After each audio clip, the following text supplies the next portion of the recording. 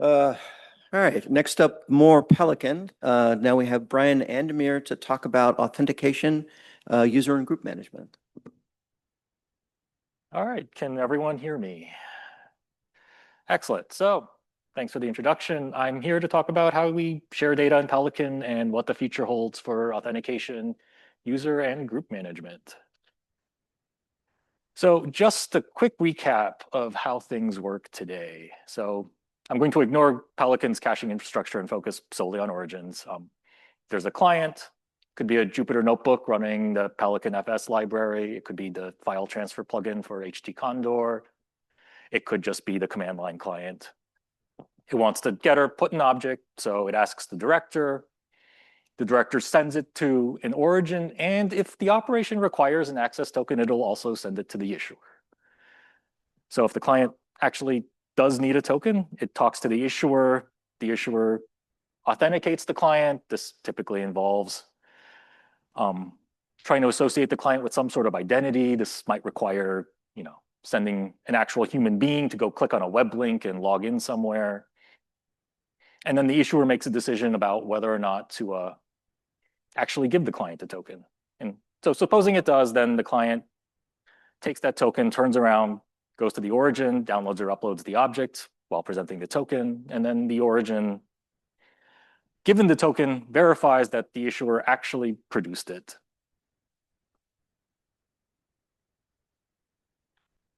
So that's sort of how one object works. Now, when I think of sharing data via OSDF today, three broad categories come to mind. I don't claim that these are exhaustive, but they're just the ones I tend to think of. The first one is public open data. These are data sets such as NCAR's global data exchange data sets made available under the NCAR GDEX namespace.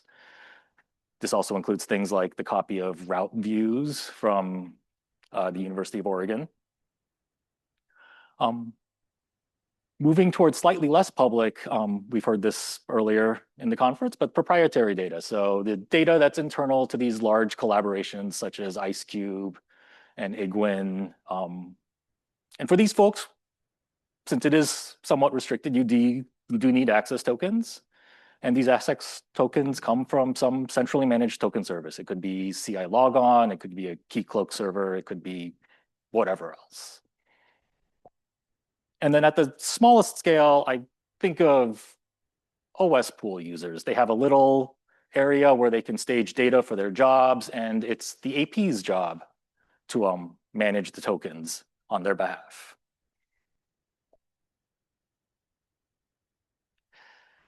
So the question is, who implements the policy, right? Who controls the issuer that mints the tokens, whether it's public or proprietary or personal data?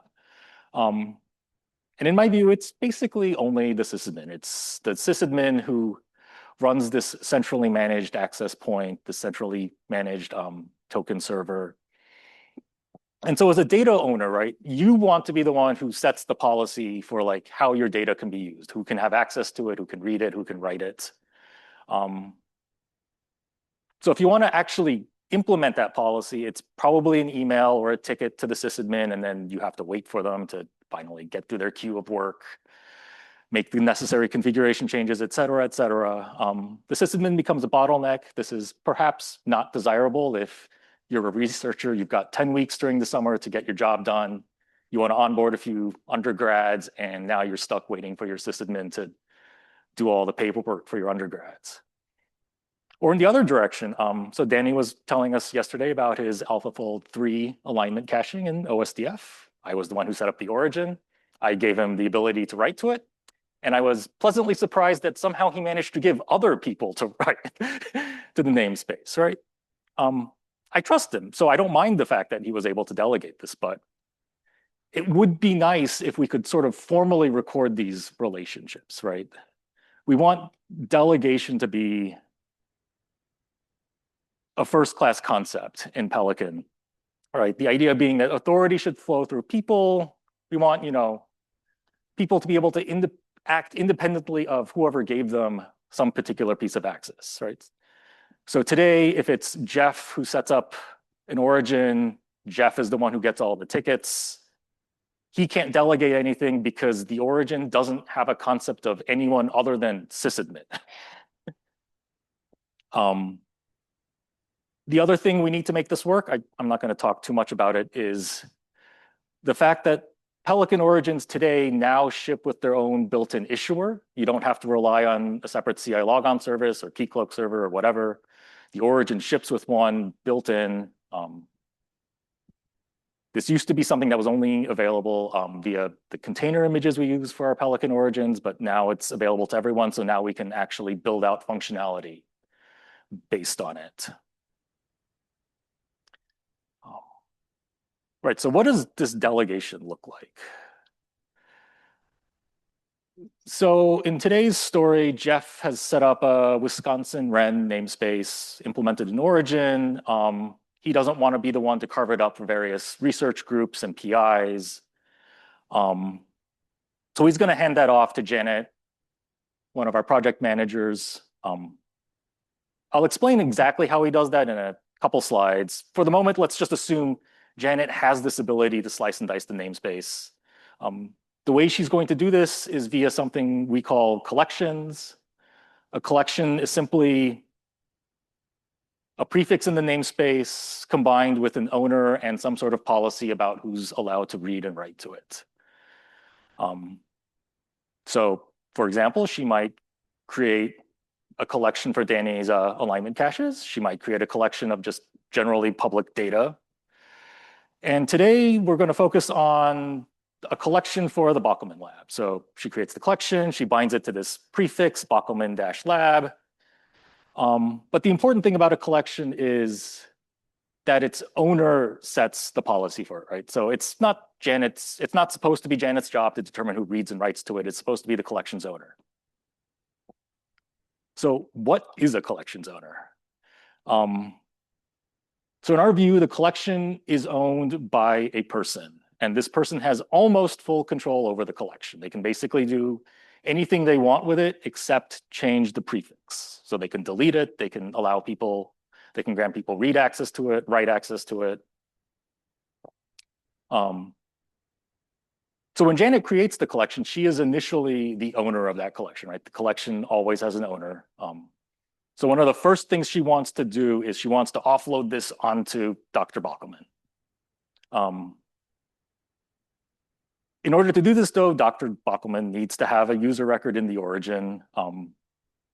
So we've endowed the origin with a concept of actual users, which at the moment is simply an internal ID, some sort of human readable display name, and one or more OIDC-based identities, right? So the idea here is that the origin is configured with some sort of single sign-on service that your intended audience is familiar with.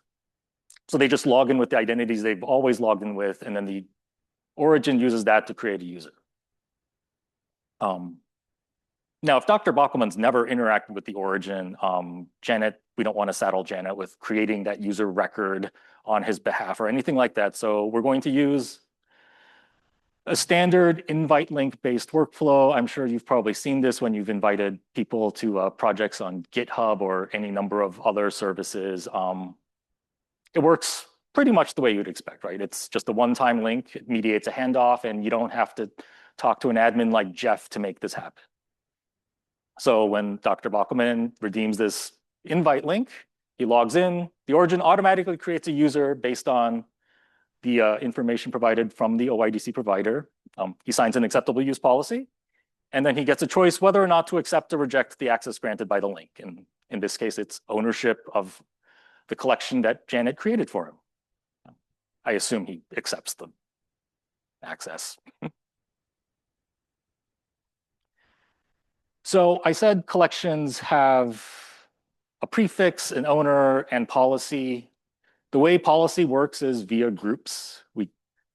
A group is simply a set of users. Each group has its own owner and an admin. The admin is also just yet another user or group. And so what we do is the collection has three essential roles: read, write, admin. We associate that role with a group. So Bockelman Lab readers is associated with the read role, similarly for writers, similarly for admin. And so the idea here is Dr. Bockelman owns all three groups. He can control their membership. He can use invite links to invite people to become members of these groups. Being a busy person, he's going to send an invite link to Emma for the admins group so that Emma can be an administrator of the readers and writers groups so that she can take on the day-to-day task of making sure that people in the lab have read or write access as necessary. But being in the admin group, she has that power, but what she cannot do is she cannot change the ownership of anyone, right? Like only the owner can hand off ownership.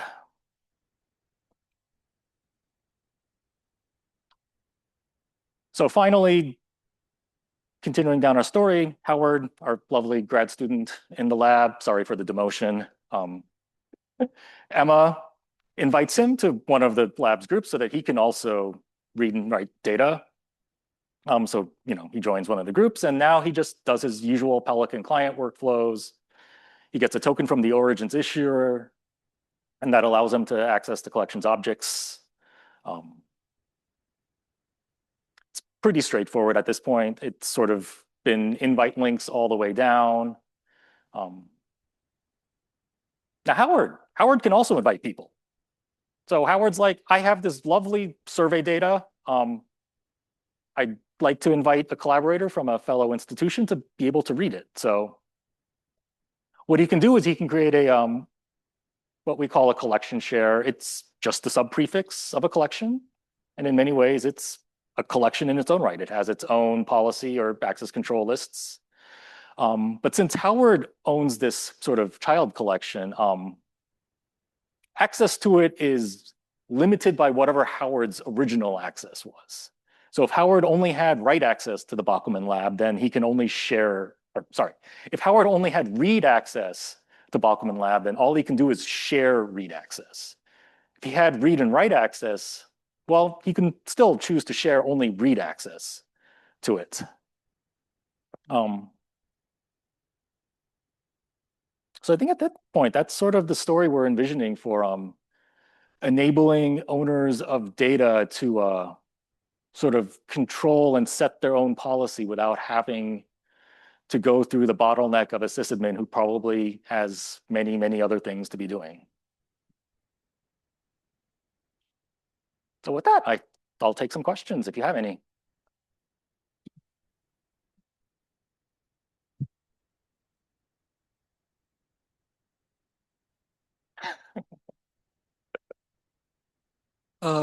What happens if I give Howard read access to some data, but like my organization doesn't allow that to go outside of the organization?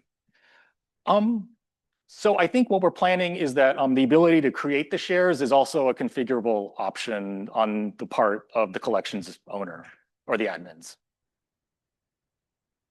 I had a very similar question. So it's great that I can allow people to create these subgroups and that it's easy to send them an invite link. And I made a typo in their email address when I went to the wrong person. What's revocation like under this system? Revocation is you delete them from the relevant groups in the system or delete the share. And then So I have to wait for it to be made first? What's that? So I have to wait for it to be that link to be used by the wrong person first?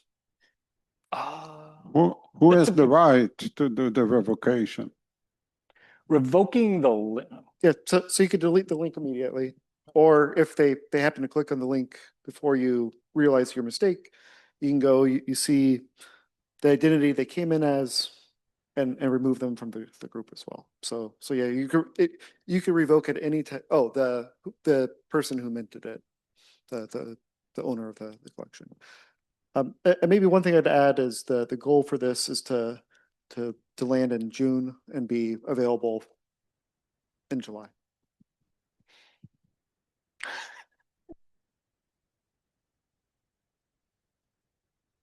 Just a quick thing to think about for like a group for like an organization the size of Rubin, for example, like we get kind of uncomfortable about tying like a big project-wide resource to individuals. And so like sometimes it actually makes sense for the ownership to be a group, and then you know who is like who are the admins for that group, but it's not necessarily tied to that person's individual identity.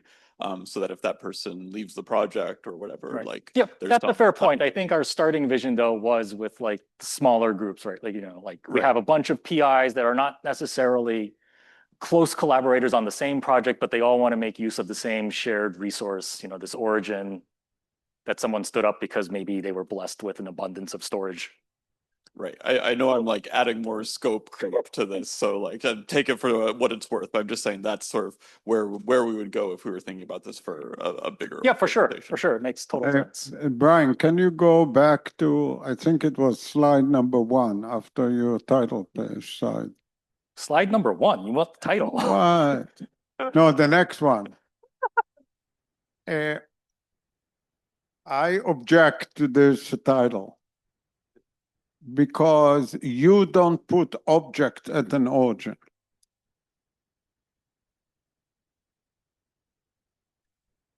You use an origin to put an object in an object store. This is sending the wrong message to the OSDF community that they come and say, let's put the data in OSDF. You don't put data in OSDF. You have data in object stores. And there is still a question of how does the object store owner trust the origin to do what it wants to do. There are here assumptions. The origin doesn't store data. It is just a messenger to put it in the object store. And there is the whole question of the trust. And when you put it under these different namespaces, how does it connect to the namespace of the origin, of this object store that is attached to the origin? So I would strongly recommend not to use this title. Fair point.